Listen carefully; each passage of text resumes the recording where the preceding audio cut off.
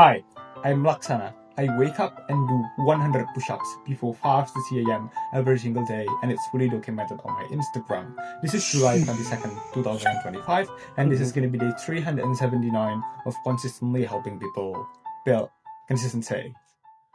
So you click on this video, hoping that this short video is going to help you stay consistent at literally doing anything.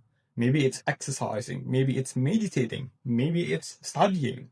That means you are deliberately trying to change your life to the better. Don't you think that you deserve a thank you for that? For actually caring about your life?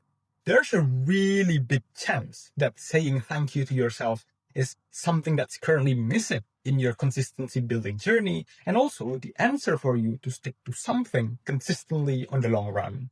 You just need somebody that cares about the good things that you are trying to do on a day-to-day basis.